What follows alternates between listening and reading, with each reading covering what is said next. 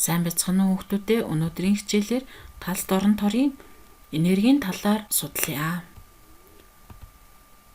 Стандарт нөхцөлд байгаа хий байдалтай ионоос нэг моль талс дорн тор үүсгэд бий болох энергийн өөрчлөлтийг талс дорн торын энерги эсвэл талс дорн торын эм талбай гинэ.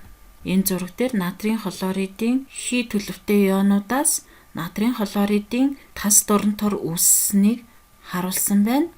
Натрийн хлоридын талс дорн торын энтальпи нь 787 кJ байх нэ. Ионуудын хоорондох хүчийг илэрхийлсэн хэмжүүр нь бол энэ талс дорн торын энерги юм. Талс дорн торын энерги хэдий ч нэ их байна гэдэг нь бол ионуудын хоорондох хүч төдий ч нэ их байна гэсэн. Өөрөөр хэлбэл талст бодис нь хий байдалтай ионуудаас 787 кJ хэмжээгээр догтууртай байна гэсэн үг юм аа. Ионы талс дорн торыг салгахад зарцуулагдах энергийг талс дорн торын диссоциацийн энтальпи гинэ. Талс дорн торын үүсгэн энтальпийн өөрчлөлт нь талс дорн торын диссоциацийн энерги хоёр нь бол тоон утгаараа ижил тэмдгээрээ ялгаатай байна. За энэ цикл дээр натрийн хлоридын талс дорн тор үүсэх үед явагдах процессуудыг харуулсан байна. Энэхүү циклийг Борн-Габрийн цикл гинэ. Натрийн хатуу төлөвтэй атом хлорийн хий төлөвтэй атомудаас натрийн хлоридын молекул үүссэн байна. Энэ процессын энтальпиг үүсгийн энтальпи гэж нэрлэдэг.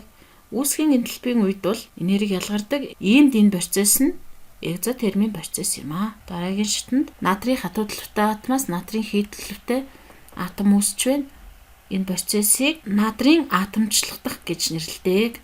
Мөн өөрөөр хатуу төлөвөөс хий төлөвт шилжиж байгаа учраас хуурай нэрэгдэх гэж мөн нэрлэдэг. Натрийн атомоос натрийн нэмэгц нэгтэй ион үүссэн байна. Үүнийг нэгдүгээр иончлал гэж нэрлэдэг. Ингээд иончлалын энтальпи нь бол 496 кJ байна. Хлорийн молекулаас хлорийн атом үүсэж байна. Үүнийг хлорийн атомчлагдахын энтальпи гэж нэрлэдэг. 2-1-ийг авсан учир нь бол 1 моль натрийн хлорид үүсэхдээ хлорийн 2-1 молекулаас үүсдэг. Дараа нь бол хлорийн атом натрийн ялгаруулсан 1 электроныг өөртөө нэгдүүлж электрон төрсөл явагдсан байна. Электрон төрслийн энерги нь хасах 349 кJ байх нэ. Электрон төрслийн ажил маань энерги ялгаруулж явагддаг процесс байх нь тэм учраас доошоо харсан сумаар зурсан байна. Хий төлөвтэй натрийн ион, хлорийн ионуудаас натрийн хлоридын талс тор үүссэн байна. Энэ үеийн энтальпиг талс дорн торын энтальпи гэж нэрлэдэг. Талс дорн тор үүсэх процесс маань экзотермийн процесс байх нь ингээд талс дорн торын энтальпийн утга нь сөрөг утгатай гарах нэ. Векторын нэмэх төрмийн дагуу гэсийн хуулийг бичье. Циклээс харахад натрийн хлоридын үүсгийн энтальпи нь бол натрийн атомчлагдахын, натрийн иончлагдах, хлорийн атомчлагдах, хлорийн электрон төрсөл, натрийн хлоридын талс дорн торын үүсгийн энтальпийн нийлбэрүүдтэй тэнцүү байна. Натрийн хлоридын талс дорн торын энергийг олох гэж байгаа. Натрийн хлоридын талс дорн торын энерги нь бол натрийн хлоридын үүсгийн энтальпигаас натрийн атомчлагдахын, натрийн иончлагдахын, хлорийн атомчлагдахын, хлорийн электрон төрслийн энтальпийн нийлбэрийг хассантай тэнцүү байх нэ. Тоон утгуудыг орлуулад хариу гаргахад хасах 817 кJ-ыг үржих молийн хасгныг зэрэгтгсэн утга гарч байна. Натрийн хлоридын талс дорн тор үүсэхдээ 817 кJ энергийг ялгаруулдаг гэсэн үг юм аа. За жишээ бодлого бодцгоё. Дараах үснэгдэх өгөгдлийг ашиглан хлорийн электрон төрслийн ажлыг олно гэсэн байна. За энэ процессуудаа нэрлэлцгээе. Кальц хатуу төлөвөөс хий төлөв рүү шилжсэн байна. Хатуу төлөвтэй талс дорн тор дээр олон атомууд байрлана. Хий төлөв рүү шилжихэд бол атомууд нэг нэгээрээ салж өгнө. Тийм учраас энэ процессыг атомчлагдах процесс нь мөн хатуу төлөвөөс хий төлөв рүү шилжиж байгаа учраас хуурай нэрэгдэх гэж нэрлэж бас болно. Энтальпи утга нь бол нэмэх утгатай буюу энэ процесс эндотермийн процесс байх нэ. За дараа нь кальцийн хий төлөвтэй атомаас нэг электроныг ялгаруулж кальцийн нэмэх нэг цэнэгтэй ионыг үүсгэсэн байна. Энэ бол нэгдүгээр иончлал юм аа. Нэгдүгээр иончлалын дараа дахин нэг электроныг алдаж кальцийн нэмэх хоёр цэнэгтэй ион үүсгэсэн. Үүнийг хоёрдугаар иончлал гэж нэрлэдэг. Хлорийн молекулаас хлорийн атом үүссэн байна. Үүнийг хлорийн атомчлагдах процесс гэж нэрлэдэг. За энэ кальцийн нэмэх 2 цэнэгтэй ёо, хлорын хасах цэнэгтэй ёонуудын хоорондоос кальцийн хлорын талс доронтоор үүссэн байна. Үүнийг бол талс доронтойрын энтальпиг нь энэ энтальпийн хасах утгатай буюу талс доронтоор үүсэх процесс маань экзотермийн процесс байх нэ. За дараагийн энэ процесс бол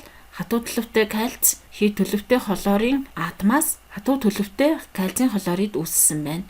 Үнийг бол кальцийн хлоридын үүсэх процесс гээд энтальпийн утга нь хасах утгатай буюу экзотермийн процесс байх нэ. Борн-Габрийн циклийн зургийг эхлээд кальцийн үүсэх процессыг тэмдэглэдэг кальц хатуу төлөвтэй хлор хий төлөвтэй үүнээс кальцийн хлоридын хатуу төлөвтэй молекул үүснэ. Энтальпийн утга хасах утгатай байсан. Ийм учраас экзотермийн урвалын үед урвалын сумыг доош нь чиглүүлж зурна. Эндотермийн процессуудын үед урвалын сумыг дээш нь чиглүүлж зурна. За дараа нь талс дор үүсэх процессуудаа зуръя. Ингээд кальцийн хатуу төлөвөөс кальцийн хий төлөвтэй атом үүссэн байна. Үүнийг бол хуурай нэрдэх буюу атомчлагдах гэж нэрлэдэг. Дараа нь металлын иончлол явагдана. За иончлолыг 1-2 дугаар иончлоор нь тус тусад нь бичнэ. Кальцийн хий төлөвтэй атомоос кальцийн нэмэлт цэнэгтэй ион үүсэж байгаа.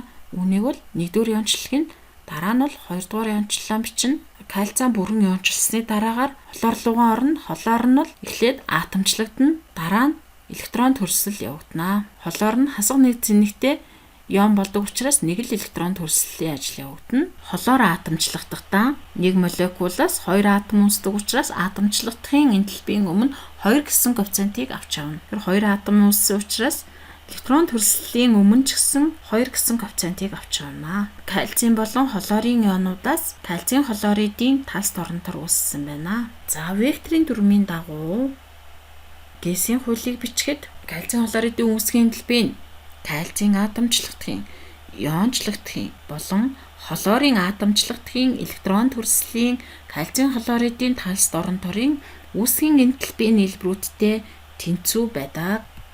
Одоо эндээсээ хлорын электрон төрслийн ажлын олын үүсгийн энтальпийн нийлбэрүүдээс кальцийн атомчлагдахын, кальцийн 1-р иончлолын, 2-р иончлолын, хлорын атомчлагдахын, хлорын электрон төрслийн мөн кальцийн хлоридын талс доронтор үүсэх энтальпийн нийлбэрүүдийг хасна. Тэгээд 2 хуваасан байгаа. Тоон утгуудыг орлуулж тавиад хлорын электрон төрслийг олоход хасах 386.5 кJ мойл гарсан байна. Дараагийн бодлогыг бодъё. Дараах үснэгтийг ашиглан хлорын электрон төрслийн энтальпийн өөрчлөлтийг тооцоолно гэсэн байна. Калиен атомчлагдахын стандарт энтальпи, хлорын атомчлагдахын стандарт энтальпи, калиен 1-р иончлолын энтальпи, калиен хлоридын талс доронторын энтальпи, калиен хлоридын үүсгэн энтальпийн утгууд өгөгдсөн байна. Энэ утгуудыг ашиглан хлорын электрон төрслийн энтальпийн өөрчлөлтийг тооцоолох нь байна.